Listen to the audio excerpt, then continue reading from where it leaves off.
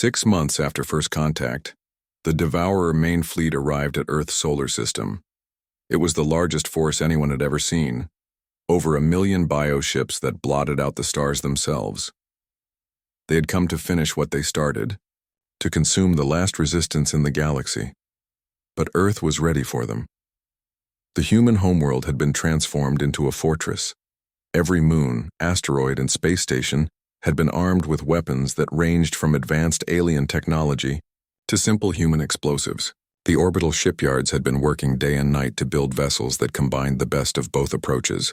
Director Han Sol Kim stood in the Global Defense Command Center, watching the enemy fleet approach. Around him, humans and aliens worked together at control stations that would have been impossible to imagine a year ago. "Distance to lead elements?" he asked.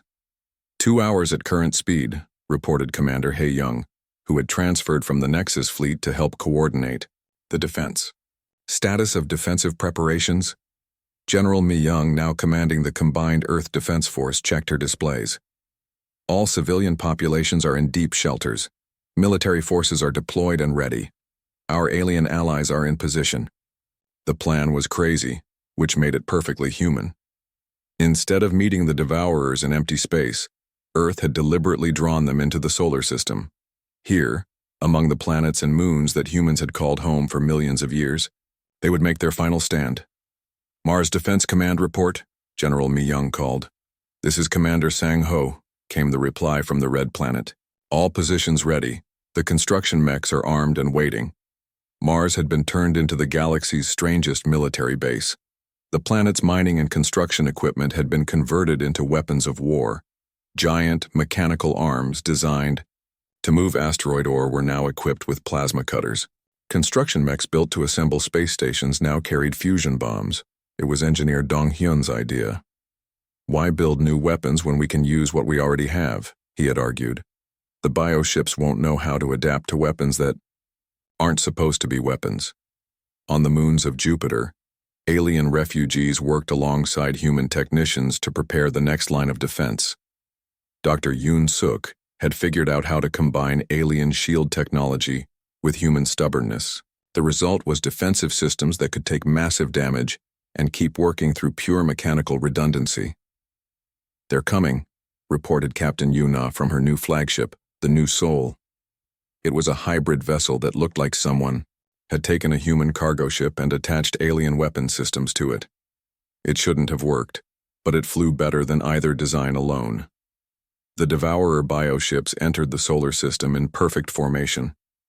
They had learned from their previous encounters with humans and expected chaotic, unpredictable attacks. They were not prepared for what actually happened. The first wave of defense came from the asteroid belt. What the bioships thought were simple. Space rocks suddenly activated and began firing. But they weren't firing energy weapons or missiles.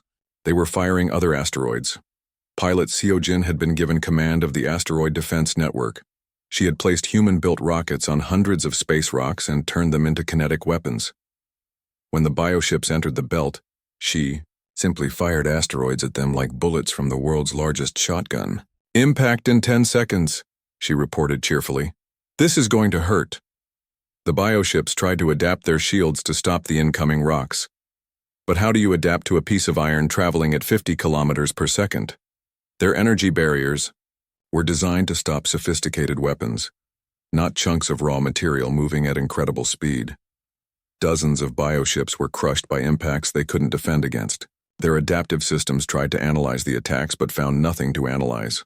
Rocks were just rocks. The second wave of defense came from Mars. Commander Sang Ho watched the bioship fleet approach his planet and gave the strangest military order in human history. "All construction crews, you are cleared to engage the enemy." Hundreds of mining mechs and construction robots rose from the Martian surface. They were piloted by humans who had spent their careers building things, not destroying them. But as it turned out, the skills were surprisingly similar. Foreman Jae Hyun piloted a massive excavator that had been designed to dig tunnels. Now he used it to grab a bioship that had landed on Mars and squeeze until the living hull cracked. "This is just like moving boulders," he reported over the radio. "Except the boulders fight back." Construction worker Bo Ram used a welding mech to literally weld 2 bioships together. When they tried to separate, they damaged each other more than any weapon could have. The bioships had no defenses against being grabbed, squeezed, welded, or beaten with construction equipment. Their adaptive systems kept trying to develop countermeasures for construction attack, but there was no such thing as construction attack in their database. While Mars held the line, the main human fleet launched the most impossible attack in military history.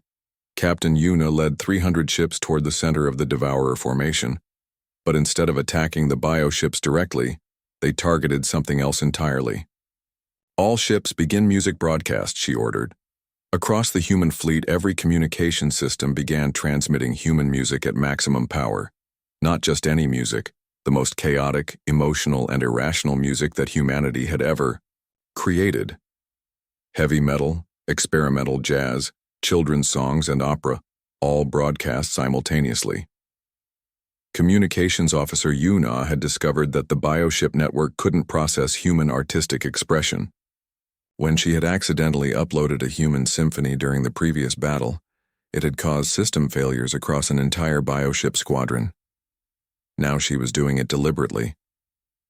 Beethoven, meet the Devourers, she said as she activated the Cultural Warfare program. The bioship network began to malfunction immediately.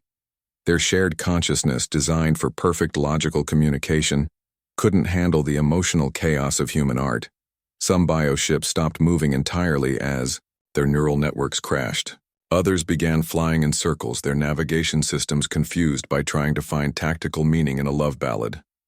It's working, Dr. Hyunwoo reported from his science station. Their formation is breaking apart. But the real stroke of genius came from engineer Dong-hyun and Dr. Yoon-suk working together.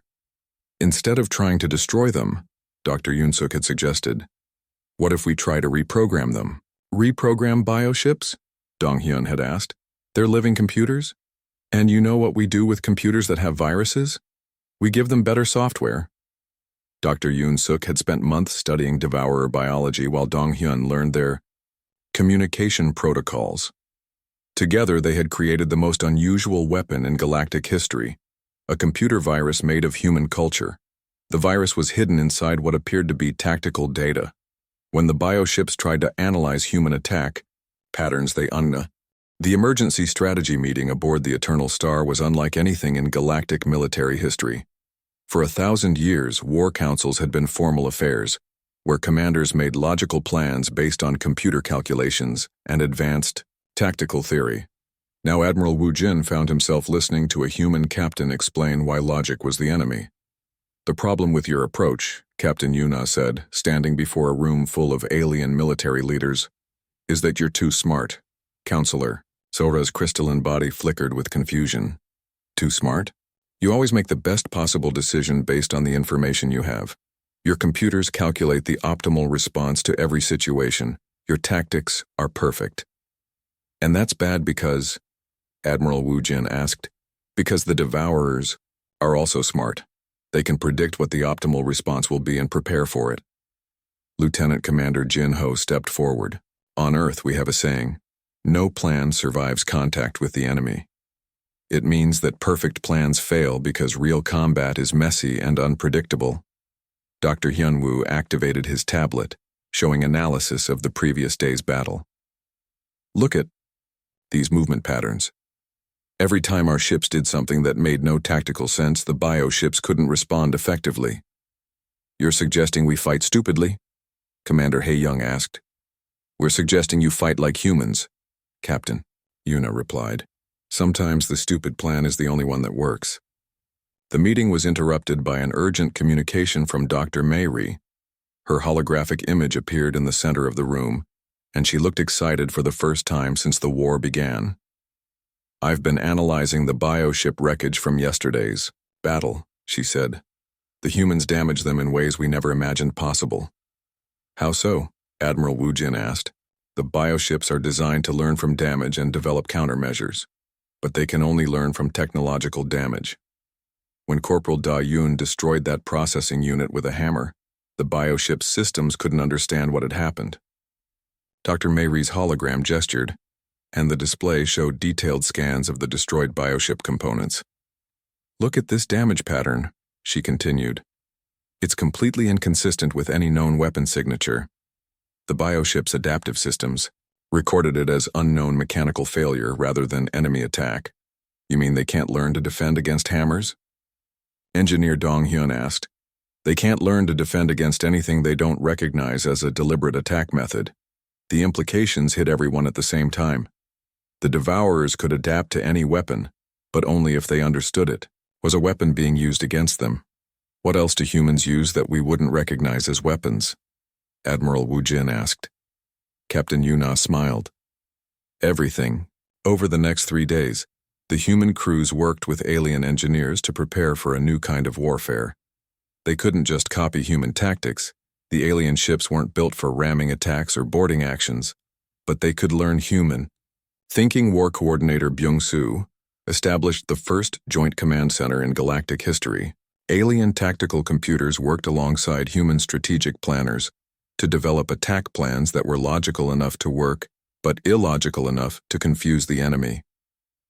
The breakthrough came when Communications Officer Yoon-ah made an incredible discovery. I've been listening to bioship communications, she reported to the Joint Command Staff. They don't just talk to each other, they're connected to a central network. A hive mind? Dr. Mayri asked. Sort of. More like a shared database. When one bioship learns something, they all learn it instantly. That explains how they adapt so quickly, Admiral Wu Jin said. But it's also a weakness, Yuna continued. If we could get into their network, we could confuse all of them at once. Impossible, said the Nexus Fleet's chief computer expert. Their quantum bio-neural systems are beyond our understanding. Yuna smiled. Maybe beyond your understanding, but humans have been hacking computer systems since we invented computers. Earth's cybersecurity techniques were primitive by galactic standards, but they were also completely different from anything the bioships had encountered. While alien civilizations used sophisticated quantum encryption and multi-dimensional passwords, humans used social engineering and brute force attacks. When Yuna attempted to hack into a damaged bioship's communication system, she didn't try to break their encryption. Instead, she sent them data that their systems couldn't process: Earth music, human poetry, and random pieces of human culture. The bioship's neural network tried to analyze the information and failed. The system became confused when it tried to find tactical significance in a human love song. It crashed when it attempted to adapt to a recipe for kimchi. It's working, Yuna reported excitedly. Their network is overloading. They can't process irrational data. Send them more, Captain Yuna ordered. Soon, human crews across the fleet were uploading everything they could think of to the bioship network. Sports statistics, comedy shows, cooking videos, and thousands of hours of human internet content flooded the Devourer communication systems. The bioships began to malfunction. Their perfect coordination broke down as their shared network struggled to make sense of human chaos. That's when Colonel Min Jun requested permission to attempt something even more impossible. I want to board one of their ships, he told the Joint Command Staff. Absolutely not, Admiral Wu Jin said immediately. The bioships are living creatures. The inside will be hostile to any foreign life form. We've fought in hostile environments before, Colonel Min Jun replied. Underwater, underground, in poisonous atmospheres. We can handle hostile. This is different. These ships actively try to kill intruders. So do human cities during urban warfare. Colonel Min Jun explained human boarding tactics to the alien commanders. They were based on speed, surprise, and the ability to improvise when things went wrong, which they always did. Your people fight inside structures that are actively trying to harm them, Counselor Sora asked. All the time. We call it urban combat. Sometimes the building is on fire. Sometimes it's falling down. Sometimes the enemy is using the building's own systems against us. And you've developed techniques for this? Thousands of years' worth. The Joint Command Staff approved the boarding mission, mainly because nothing else was working. The bioships had begun to adapt to ramming attacks and were growing better point defenses. Colonel Min Jun led a team of 40 human Marines aboard, shuttles borrowed from the Nexus Fleet. But instead of using alien boarding techniques, they used human ones. They approached the target bioship from 6 different directions at once. Not in formation, but in a chaotic pattern that looked like a complete mess. The bioship's defensive systems couldn't figure out which shuttle to target first. When they reached the bioship's hull, the Marines didn't use advanced cutting tools. They used shaped explosive charges, simple chemical bombs that created precisely controlled holes in the ship's skin. "We're inside," Colonel Min-jun reported as his team moved through the bioship's corridors. "And this place is definitely trying to kill us." The bioship's internal defenses were biological weapons that released poison gas, grew acidic slime, and created barrier walls to trap intruders. They were designed to counter alien environmental suits and energy shields, but human Marines wore simple air filters and chemical-resistant clothing.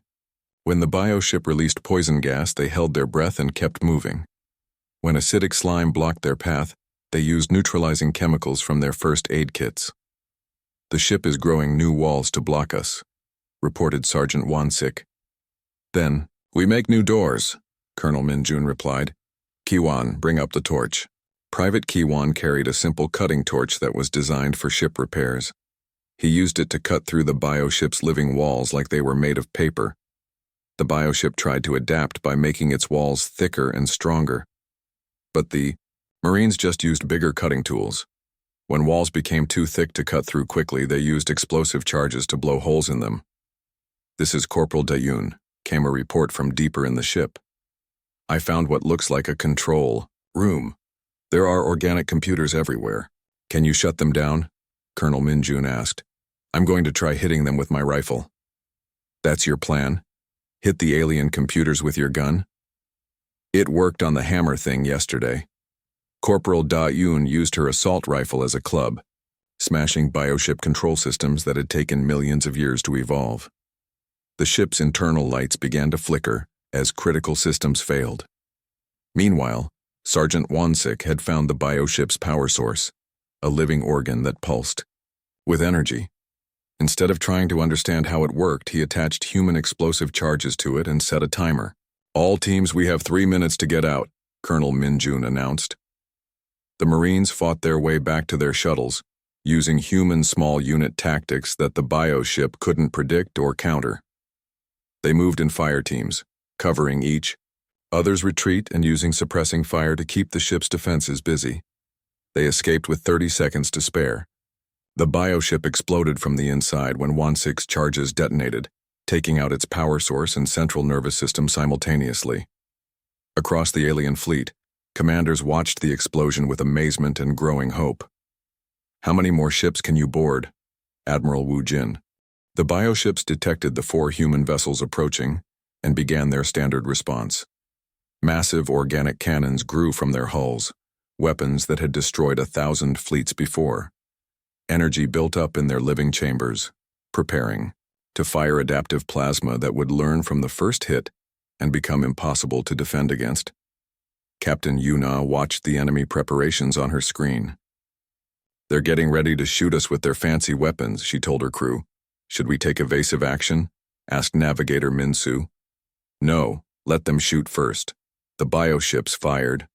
Streams of adaptive plasma crossed space toward the human ships. The weapons were designed to analyze their targets during flight and modify themselves for maximum destruction. But the humans did something unexpected. Instead of trying to dodge or using shields to defend themselves, they flew directly into the plasma streams.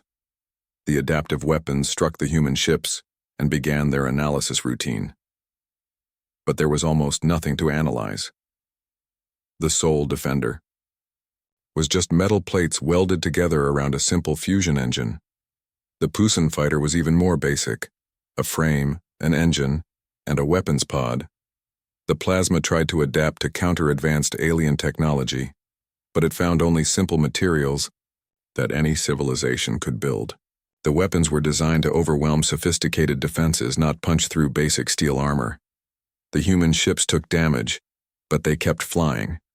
Holes appeared in their hulls, but the crews patched them with metal plates and continued the attack.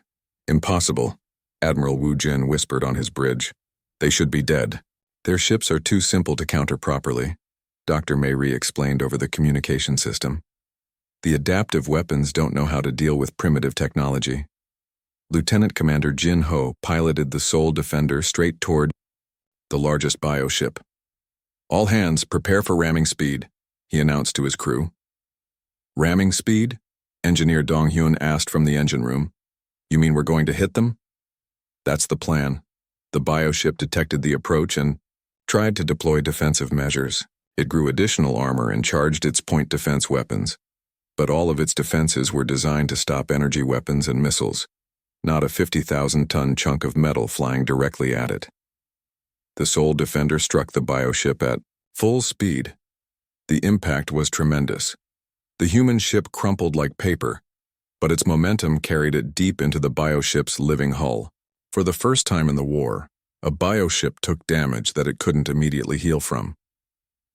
Lieutenant Commander Jin Ho and his crew had evacuated just before impact, using experimental teleportation technology borrowed from the aliens.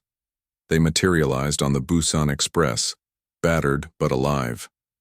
"One down," Jin Ho reported, "but we lost the Soul Defender." "Worth it," Captain Yuna replied. "Did everyone see what happened?" Across the galactic fleet, alien crews watched their instruments in amazement. The bioship that had been struck was struggling to repair itself.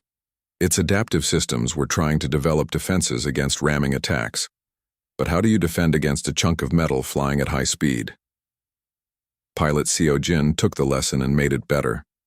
Instead of flying straight at her target, she flew in a crazy pattern that made no sense, up, down, left, right, spinning and tumbling like her ship was out of control.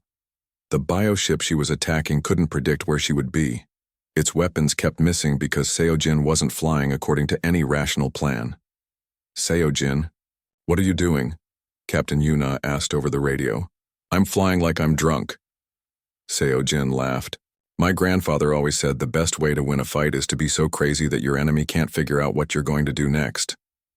Her ship, the Incheon Guard, weaved through the bioship's defensive fire like it was dancing. Every time the enemy tried to predict her movement, she did something completely different. When she was close enough, Seo-jin didn't ram the bioship. Instead, she flew alongside it and used her ship's mechanical arms, designed for asteroid mining, to grab onto the bioship's hull. "Now what?" her weapons officer asked. "Now we drill," Seo-jin said. The Incheon Guard had mining equipment that could cut through solid rock. Seo-jin used it to cut into the bioship's hull while her vessel was still attached. The bioship tried to shake them off, but the mechanical clamps held tight. "This is insane," Gunner Kite said as he operated the drilling equipment. "We're performing surgery on an enemy ship while we're attached to it." "Is it working?" Seo-jin asked. "Yes, I'm reading massive system failures inside the bioship. Whatever. We're cutting through, it's important." The bioship began to spin wildly, trying to throw off the human vessel, but Seo-jin just held on and kept drilling. Finally, something critical broke inside the bioship, and it stopped moving entirely. "Target neutralized," Seo-jin reported, "but I don't think my ship is going anywhere either." The Incheon Guard had taken too much damage from the close combat, but another human ship, the Pusan fighter, swooped in to rescue Seo-jin and her crew. In the space of 1 hour, humans had destroyed 2 bioships using methods that no one had ever tried before. The galactic fleet was stunned. "How are they doing this?" Counselor Sora asked from her command vessel. "They're not fighting like civilized beings," Admiral Wu Jin said. But for the first time, he didn't say it like it was a bad thing. Communications. Officer Yuna had been listening to the bioship communications. Humans couldn't understand the alien language directly, but they could analyze the signal patterns. "Captain," she said to Yuna, "I think the bioships are confused. Their communication patterns are more chaotic than before." "Confused how?" "They keep trying to calculate optimal responses to our attacks. But there is no optimal response to what we're doing because we're not being optimal." Dr. Hun Wu was studying the bioship remains. These creatures are incredibly advanced, but they think in very specific ways. They assume their enemies will always choose the most efficient solution. "And humans never choose the most efficient solution," Captain Yuna said. "We choose the solution that works, even if it's crazy," Lieutenant Commander Jin Ho added. The Third human attack was led by Colonel Min Jun aboard the Daegu Hammer. His target was a bioship that had adapted to ramming attacks by growing spikes all over its hull. Instead of ramming it, Min Jun did something the bioship couldn't predict. He flew his ship very close to the enemy vessel and opened his airlocks. "Are you venting atmosphere?" Admiral Wu Jin asked in alarm. "No, sir," Min Jun replied. "We're launching Marines." 30 human soldiers in spacesuits jetted across the gap between ships using simple rocket packs. They carried weapons that the bioship's sensors barely registered, metal guns that fired metal bullets, chemical explosives, and tools that had been designed for ship maintenance. The bioship had no defenses against boarding parties because no civilized species had attempted hand-to-hand combat in space for thousands of years. The human Marines landed on the bioship's hull and began cutting their way inside using welding torches. "This is Sergeant Wansik," came the radio call from inside the bioship. "We're in. This place is weird, but we're finding important-looking things to break." The Marines moved through the bioship's corridors like they were clearing a building on Earth. They used techniques that were thousands of years old: room-to-room combat, explosive breaches, and coordinated team movements. The bioship tried to adapt to their presence by growing internal defenses. But how do you adapt to a human with a crowbar who decides to hit random, important-looking components? "I found something that looks like a brain," reported Corporal Dayun. "Permission to hit it with a hammer?" "Permission granted," Colonel Min Jun replied. The bioship died when Corporal Da-Yun destroyed its central processing unit with a tool designed for breaking rocks. It was the first time in galactic history that a devourer vessel had been killed by hand tools. Across the fleet, alien crews watched in amazement as more human ships joined the attack. Each one used different tactics that made no logical sense but somehow worked. The Olsen Striker flew in circles around a bioship while firing simple ballistic missiles. The bioship's adaptive systems couldn't figure out how to counter weapons that had no advanced technology to analyze. The Gwangju Runner used its cargo bay doors as weapons, slamming them into bioship sensor arrays while the enemy was trying to understand what was happening. The Jeonju Guardian attached mining explosives to a bioship's hull and detonated them manually, destroying the ship's ability to regenerate. "They're not using advanced tactics," Dr. May observed from her research station. "They're using human tactics." "What's the difference?" Admiral Wu Jin asked. "Human tactics assume that your enemy is smarter, stronger, and better equipped than you are, so you don't try to outsmart them. You try to outstubborn them." The battle was turning. For the first time since the war began, the Devourers were losing ships faster than they could adapt. The bioships were designed to counter the galaxy's most advanced military thinking, but humans didn't use advanced military thinking. Humans used whatever worked. As the first day of battle ended, the bioship fleet began to retreat. They pulled back to regroup and analyze what had happened to them. The galactic fleet had lost over 1,000 ships. The humans had lost 4 vessels, but their crews had been rescued before the ships were destroyed.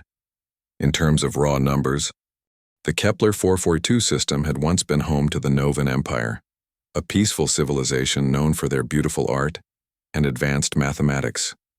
Now it was a graveyard.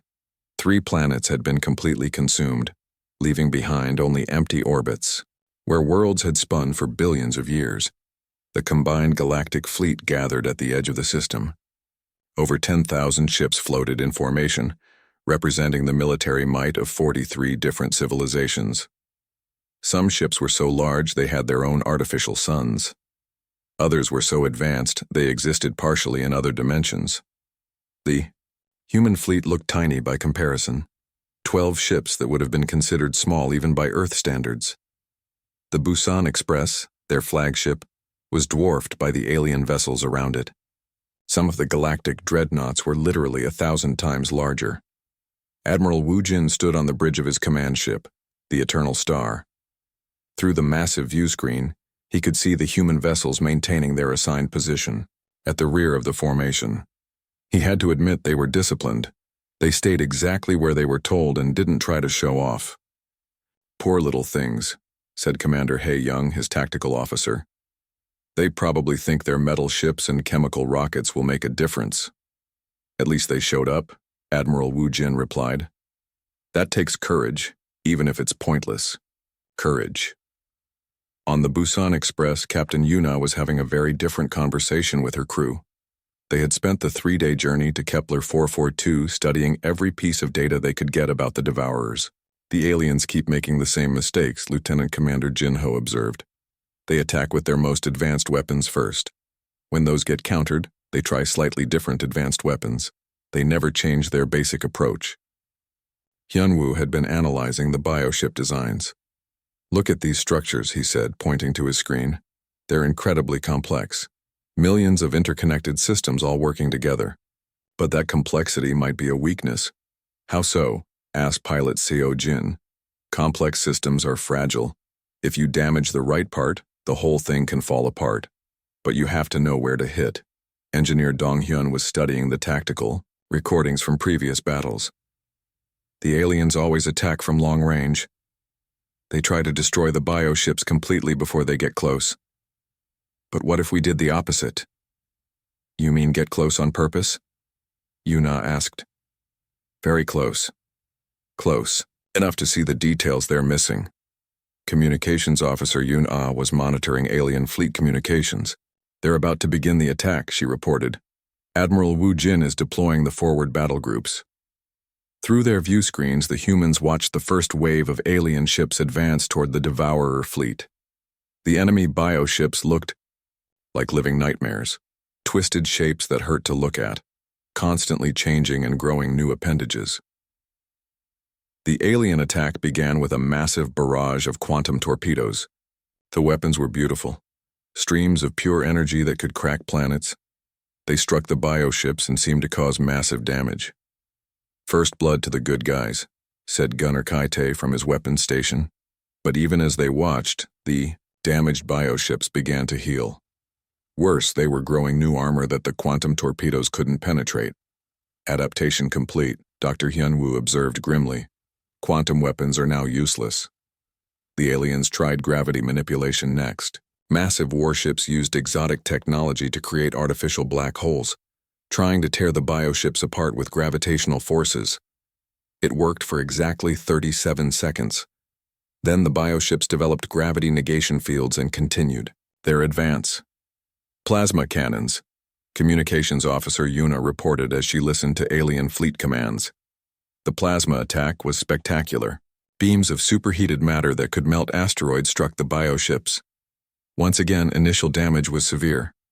Once again, the enemy adapted and the weapons became useless. They're learning too fast, Captain Yuna said. Every weapon the aliens use becomes worthless after the first strike. On the bridge of the Eternal Star, Admiral Wu Jin was running out of options. They had used their 4 most powerful weapon types, and none of them worked anymore. The bioships continued to advance, growing larger and more threatening with each adaptation. Sir, Commander Hae-young said, the humans are requesting permission to advance. Admiral Wu Jin looked at the tactical display. The 12 tiny human ships wanted to move closer to the battle. Denied, he said immediately. They need to stay in the safe zone. But Captain Yuna was persistent. Admiral Wu Jin, this is Captain Park. Request permission to move to close support range. Captain Park, you are ordered to maintain current position. The enemy is too dangerous for your level of technology. Sir, with respect, we didn't come here to watch. We came to help. Admiral Wu Jin felt frustrated. These brave but foolish humans were going to get themselves killed, and he would have to explain to their planet why their heroes never came home. Very well, he said finally. But you will maintain a minimum distance of 50,000 kilometers from enemy vessels. You are authorized for rescue operations only. Understood, Admiral. Thank you. The human ships moved forward into the battle zone. As they got closer, they could see details that the long-range sensors had missed. Those bioships, Dr. Hyunwoo said, studying his readings. They're not just adapting to weapons. They're adapting to the entire tactical approach. Look at how they move. The bioships flew in perfect formations, using mathematical precision to optimize their defensive positions. They responded to alien attacks with calculated efficiency, adapting their defenses in the most logical way possible. They think like computers, Engineer Dong Hyun realized. They assume their enemies will always make the most logical choice. That's their weakness, Captain Yuna said suddenly. They can adapt to logical attacks. But what about illogical ones? Lieutenant, Commander Jinho smiled grimly. You mean fight like humans instead of fighting like advanced aliens? Exactly. The humans watched as the aliens launched another perfectly coordinated attack. Thousands of ships firing in synchronized patterns, creating overlapping fields of destruction that should have been impossible to survive. The bioships analyzed the attack pattern, calculated the optimal response, and adapted accordingly. Within minutes, the alien weapons were useless again. Admiral Wu Jin, Captain Yuna, called over the communications channel, request permission to attempt a rescue operation. We're reading life signs from the damaged cruiser Starlight Dawn. The Starlight Dawn was a Nexus fleet vessel that had been crippled in the first wave of fighting. It was drifting between the two fleets too close to the bioships for the aliens to safely retrieve. Negative, Captain Park. That area is too dangerous. Sir, there are 300 beings aboard that ship. We can save them. Admiral Wu Jin hesitated. The humans were right. There were survivors on the Starlight Dawn, but any rescue attempt would be suicide. You don't understand, he said. The bioships will attack anything that gets close. Then we'll have to be faster than they expect. Before Admiral Wu Jin could respond, the human ship Soul Defender broke formation and accelerated toward the damaged cruiser. It moved in a completely unpredictable pattern, changing direction randomly and varying its speed in ways that made no tactical sense. The bioships detected the approach and began to turn their weapons toward the small human vessel. But their targeting systems couldn't lock onto a ship that moved without any logical pattern. What are they doing? Commander He-young asked. I have no idea, Admiral Wu Jin admitted. On the Soul Defender, pilot Seojin was flying like her life depended on it, which it did. She had studied the bioship movement patterns and realized they always anticipated logical responses. So she was being completely illogical. Hard left, she called out, then immediately turned right instead. Seojin, that doesn't make sense, protested her co-pilot. Exactly, she replied, diving toward the damaged cruiser at an angle that would have been suicide in any normal space battle. The bioships fired their adaptive weapons, but every shot missed. Their targeting computers couldn't predict where the Soul Defender would be because Seojin herself didn't know where she was going until the last second. The rescue took 18 minutes. The humans used crude but effective techniques: magnetic, grapples, pressurized tubes, and simple mechanical systems that the bioships didn't recognize as technology. When the Soul Defender returned safely with all 300 survivors, the entire galactic fleet was speechless. How? Admiral Wu Jin asked when Captain Yuna reported the successful rescue. We didn't try to be smart, Yuna explained. We tried to be unpredictable. Dr. Mei Ri's hologram appeared on the bridge of the Eternal Star.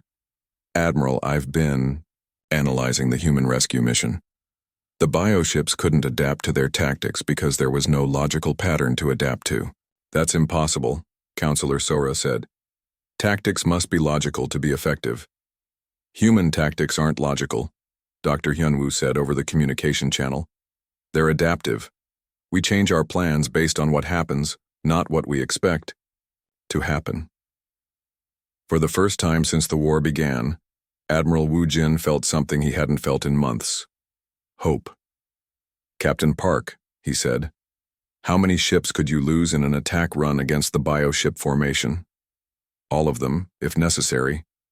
The meeting station floated in empty space between 3 star systems.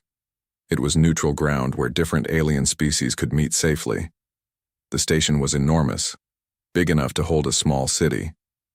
It had been built by the galaxy's most advanced engineers and could create artificial gravity, breathable air for dozens of different species, and translate thousands of languages instantly. When the human ships arrived, everyone noticed them immediately. Not because they were impressive, but because they were so obviously primitive. The human flagship was called the Busan Express. It had originally been a cargo ship designed to carry supplies between Earth and Mars. Engineer Dong Hyun had modified it for this mission, adding better engines and more communication equipment. But it still looked like what it was, a working ship built for practical purposes, not for war or diplomacy. The other 11 human ships were even more basic. Some were exploration vessels that had been upgraded with weapons. Others were research ships that had been given military equipment. None of them looked like they belonged in a war against an enemy that had destroyed entire civilizations. Ambassador Tae-ho waited in the station's main docking bay as the human delegation arrived. He had prepared himself to meet another group of proud alien warriors. Instead, he watched 12 humans in simple blue uniforms walk off their ship. The humans looked around the docking bay with obvious amazement. Captain Yuna Park, their leader, stared at the alien technology with wide eyes. Her crew whispered to each other and pointed at things they had never seen before. "Welcome to Station Unity," Tae-ho said through his translator device. "I am Ambassador Tae-ho of the Valari Coalition." Captain Yuna stepped forward and tried to bow in what she thought was a respectful alien manner. It was awkward, and clearly based on incomplete information about galactic customs. "Thank you for meeting with us," she said. "I'm Captain Yuna Park, representing Earth and humanity. We came as soon as we could." Tae-ho was struck by how young the humans looked.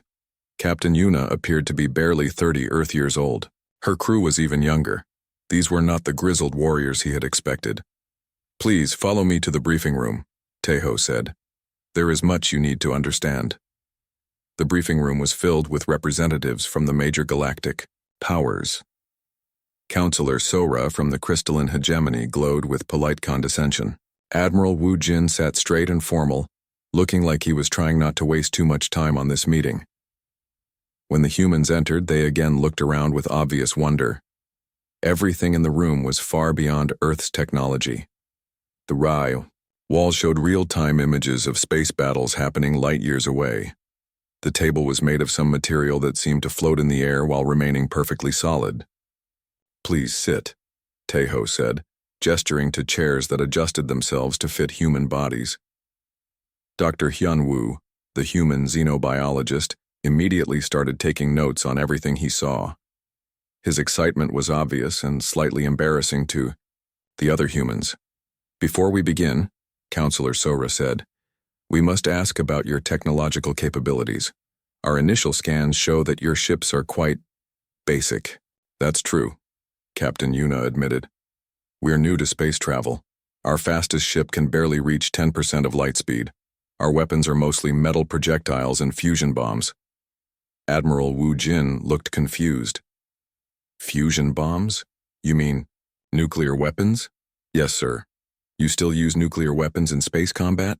Lieutenant Commander Jin Ho, Yuna's second-in-command, spoke up. "We use whatever works, sir. Our philosophy is that any weapon is better than no weapon."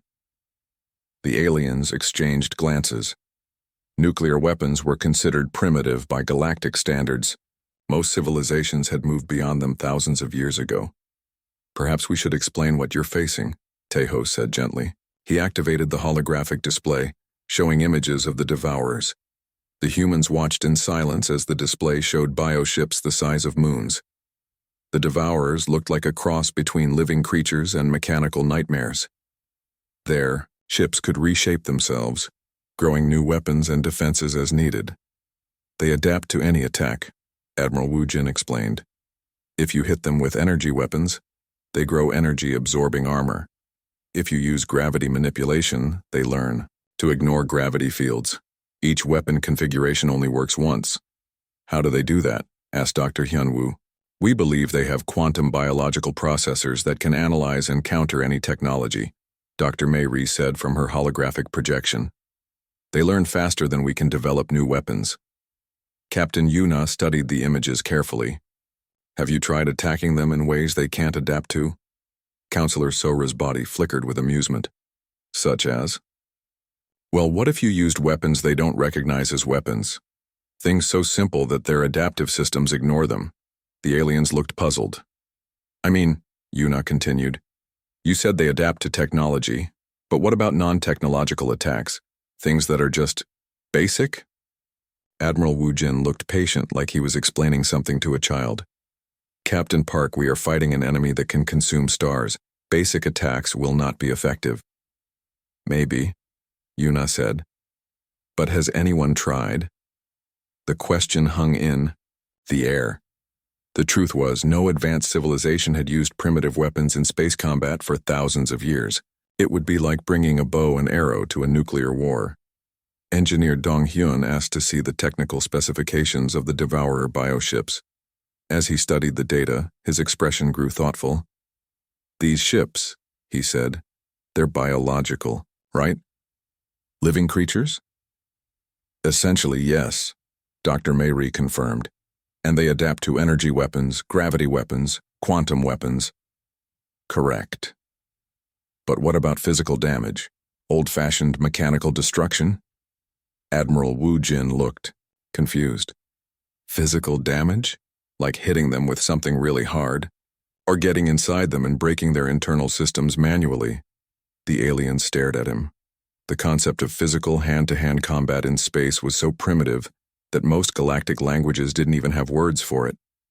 You're talking about close combat? Taeho asked. Why not? Lieutenant Commander Jinho said.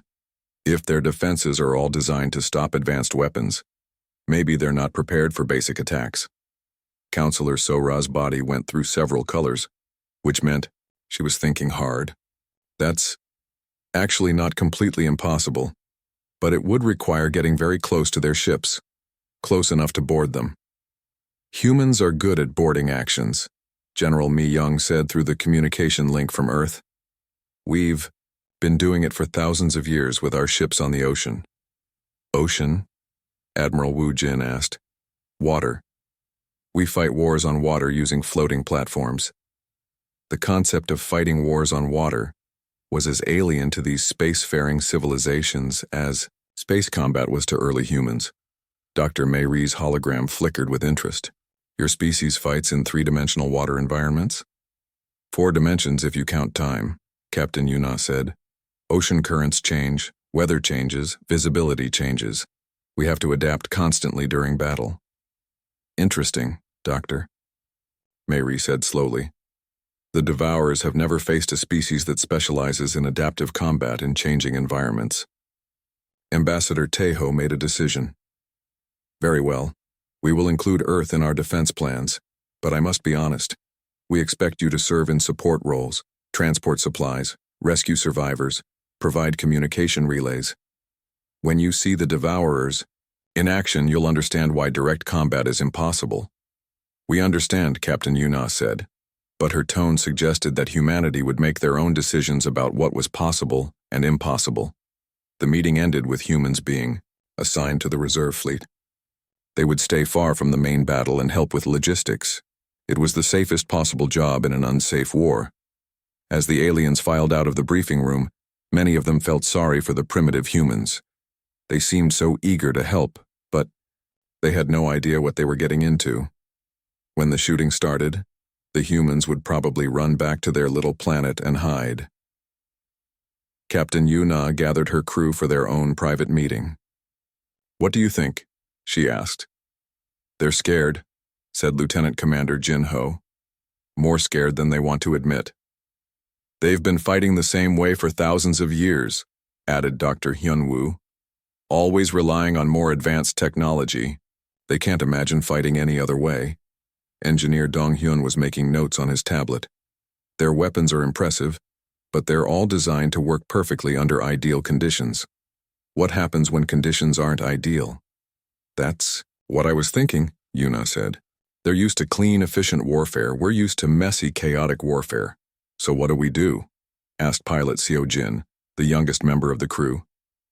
Captain Yuna smiled. We do what humans do best. We improvise. That night, the human crews worked on their ships, making modifications that the aliens would have thought were crazy. They attached grappling hooks for boarding actions.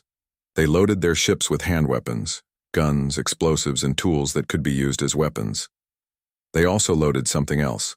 Thousands of hours of human military training videos, strategy, guides, and historical battle records.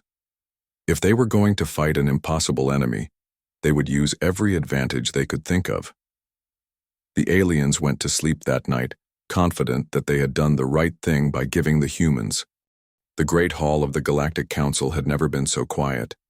Thousands of beings from across the galaxy sat in their floating seats, watching the holographic display in the center of the room. The image showed a star system that had been full of life just days ago. Now it was empty, not destroyed, empty. As if someone had taken everything and left only cold space behind. Ambassador Tejo of the Valari Coalition stood at the speaking platform. His blue skin was pale with fear, and his forearms shook as he held the datapad. The Valari were known for being brave warriors, but today Tejo looked like he had seen death itself. "The Devourers have returned," he said. His voice carried across the silent hall through the translation devices. "After 1,000 years of peace, they are back."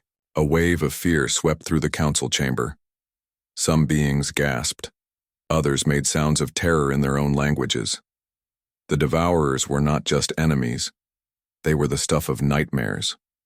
Stories told to children to make them behave. Legends that most hoped were just myths. Counselor Sora from the crystalline hegemony rose from her seat. Her body looked like living crystal, and light moved through her when she was upset. Right now she was glowing bright red with panic. "Show them the data," she said. "Show them what happened to the Corvain system." The holographic display changed. It showed a beautiful green world called Corvain Prime. The planet had cities that sparkled like jewels and orbital stations that looked like works of art. Then the image shifted to show the same system 3 days later. Nothing was left except dark, empty space. 17 billion lives, Tejo continued. Gone in 48 hours. The Devourers didn't just destroy the planets. They consumed them, every atom of matter, every particle of energy. They left nothing behind. Admiral Wu Jin of the Nexus fleet stood up. He was from a species that looked like tall, thin humans, but with silver skin and no hair. The Nexus fleet was the strongest military force in the galaxy, with ships that could destroy moons and weapons that bent reality itself.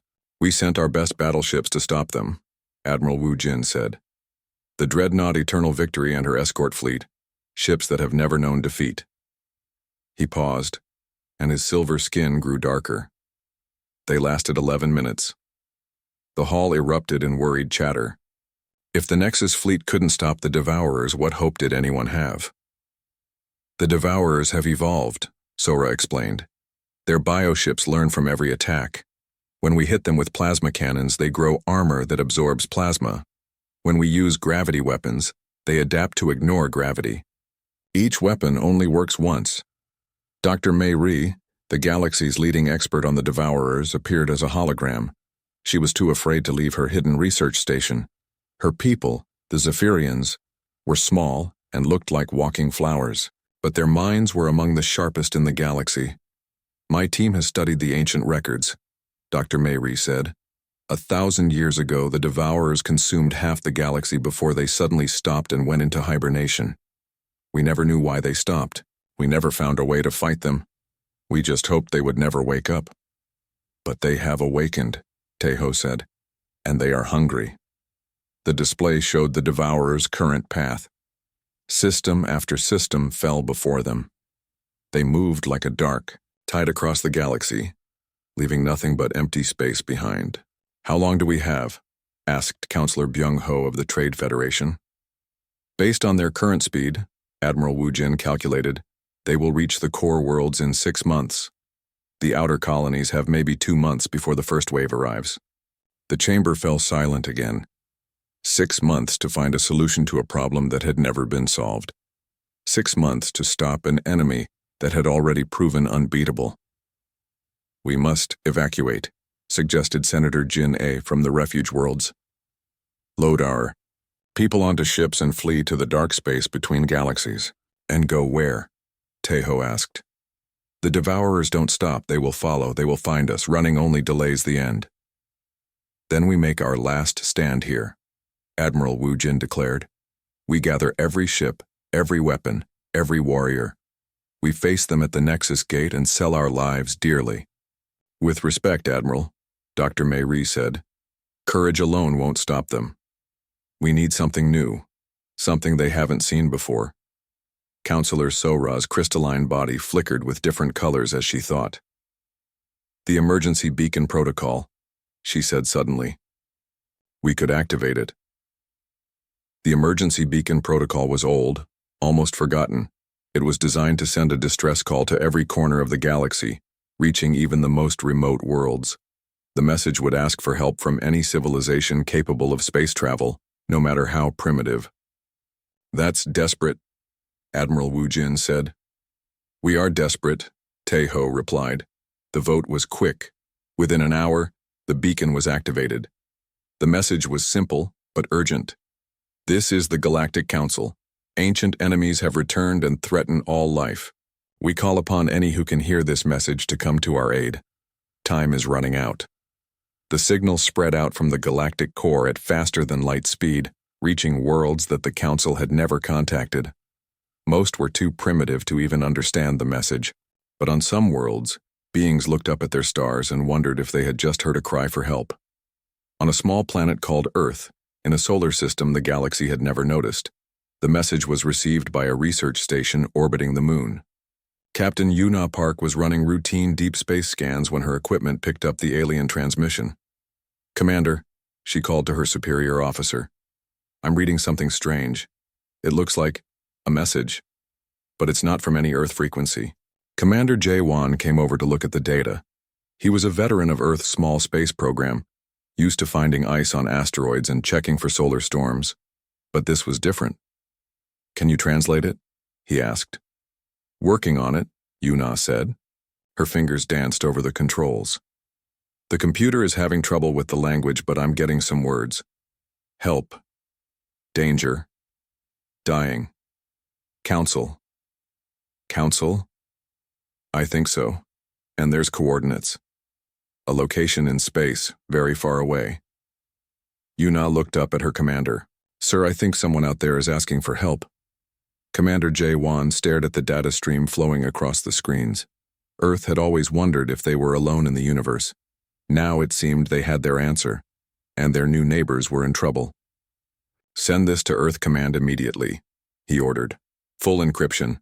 And Yuna? Yes, sir. Tell them it sounds urgent.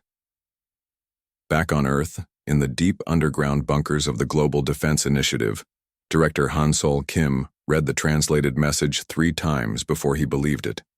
Then he reached for the red phone that connected him directly to every world leader.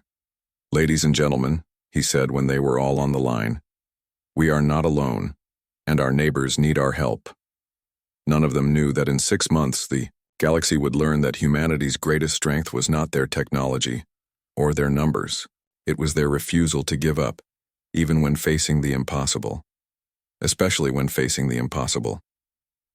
The Devourers were about to meet the one thing they had never encountered in their million-year existence, a species too stubborn to know when they were beaten.